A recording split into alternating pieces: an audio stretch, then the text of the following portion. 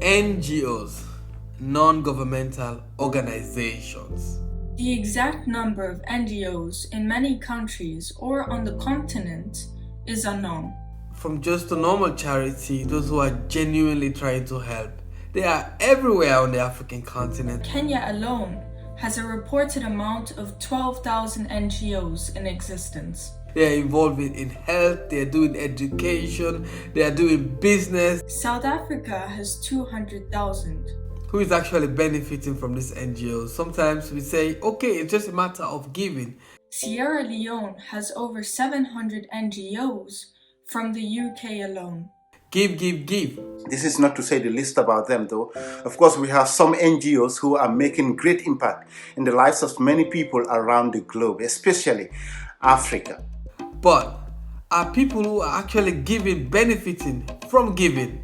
I'm not saying that NGOs are bad, but if you have such a cluster of charity organizations with little to show for, then someone has to ask the tough questions. Welcome to Justz Africa YouTube channel. In this video, I will not delve into the great examples of how some of the NGOs, for instance, help people in their need. They help them overcome problems, of course, we do know, ranging from hunger, medical to, psychosocial issues, for instance. However, the world is a double-edged sword, and so do we have the good and the bad. It's an example of actually taking the weed out of the chaff. Some NGOs are involved in neo-colonial activities. Some of the work of these NGOs, some of them are destroying local business initiatives. Imagine someone who started a small business selling baskets on the side of the road, and then all this charity program comes in and bringing in millions of baskets for free, giving it to people. You destroyed the local businessman on the street because he cannot sell his basket anymore. Some of these NGOs are actually supporting dictatorial regimes across Africa, and some governments are saying that you're here to help the people, and if you want to help the people, you cannot be seen criticizing us, and if you do criticize us, then we have to send you pack your things and then you leave our country. Another major criticism against some of these NGOs is that some of them bring in projects that the people really do not want. Some of these projects are just meant to satisfy certain budget responsibilities from a foreign government. A good example for that would be the fish processing plant for the Turkana people in Kenya. In 1977, Norway felt that the district was being neglected, and therefore then decided to start a project and a plan in order to provide Turkana people with jobs through fishing and fish processing through export. They ended up spending over 22 million on the project. Little did they know that the Turkana are nomads with no history of fishing or eating fish whatsoever. The plant was built within days, yet shut off not so long afterwards. The cost of operating the freezers and the demand of clean water in the deserts was far too high. Until today, it remains a white elephant in Kenya's arid northwest. In 1986, the World Bank, European Investment Bank, and the African Development Bank alike spent a whopping $3.5 million on a plant that was intended to draw water, fresh water for that matter, from the mountains to provide cheap electricity for the locals in Lesotho. And guess what? Since then, it had only its first phase completed in 2004, basically. And even as we speak, electricity is quite expensive for most people around the area. And diversion of so much water has equally caused environmental and economic havoc downstream.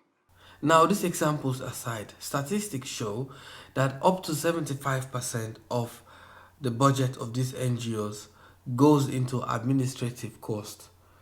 Very little actually reach people. So all the fuss about charity in Africa, it's been going on for over 60 years. And what have we gotten out of it? Very little. As many of you regular viewers on this channel know, we don't only talk problems, we talk solutions as well. And these are some of our recommendations of how to change things, whether you are in government, whether you're working for an NGO, or whether you are a non-state actor active in any of these activities. NGOs, whether local or international, should have some level of accountability to the people to which they serve, not only to the people that provide the money. I am not propagating for very strict government regulations because that could also be misused in a lot of ways.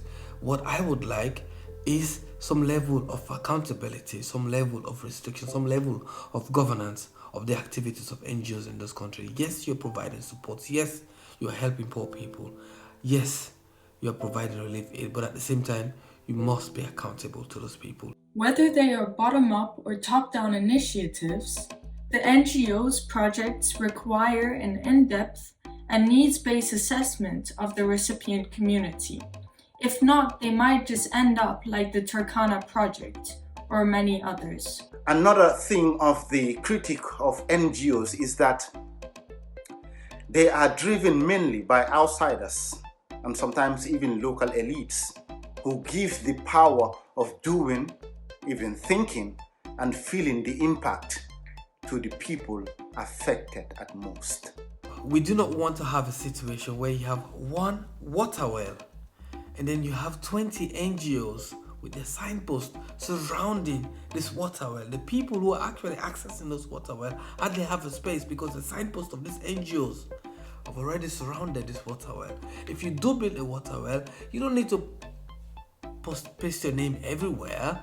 Not necessarily. You don't need to do that. We are not saying that all NGOs are bad. Some of these NGOs are doing an incredible job.